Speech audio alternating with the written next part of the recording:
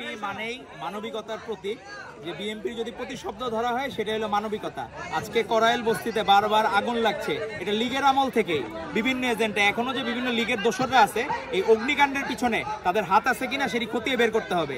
আর আজকে যেহেতু বিএনপির ভারপ্রাপ্ত চেয়ারম্যান আমাদেরকে মানবিকতা শিখিয়েছেন, আমাদের আপসহীন দেশনেত্রী বেগম খালেদা জিয়া, বাংলাদেশের মানুষ হচ্ছে তার প্রিয় মানুষ। তো সেই জায়গায় আজকে আমাদের সাবেক ছাত্রী বিষয়ক সম্পাদিকা কেন্দ্রীয় ছাত্র দলের ফাহমিদা মজিদ উষা আপু, এখন উনি কেন্দ্রীয় বিএনপি নেত্রী, তো আপু এসেছেন ভারপ্রাপ্ত চেয়ারম্যান যেমন তারেক রহমান পথে খাবার বিতরণ করতে। এখানে আমি উপস্থিত হয়েছি, আমাদের ঢাকা মহানগর উত্তর ছাত্র দলের বিপ্লবী সাধারণ সম্পাদক লিপকন ভাই উপস্থিত হয়েছেন। তো আমি আপনাদের জন্য আপনাদের মাধ্যমে জানাতে চাই, এই করাইল বস্তিতে একটি রাজনৈতিক দল বিভিন্ন প্রোপাগান্ডা ছড়াচ্ছে এবং বিদেশ থেকে অনেকে এই প্রোপাগান্ডায় সমর্থন দিচ্ছেন, কিন্তু সত্যিকার অর্থে এখানে মাঠ পর্যায়ে কাজ করছে বিএনপি এবং ছাত্রদল। তো সেটি আমাদেরকে মাথায় রাখতে হবে। এখন আপনাদের উদ্দেশ্যে কিছু বলবেন আমাদের ঢাকা মহানগর উত্তর ছাত্র দলের বিপ্লবী সাধারণ সম্পাদক লিপকন ভাই, আমি বলার জন্য অনুরোধ করছি।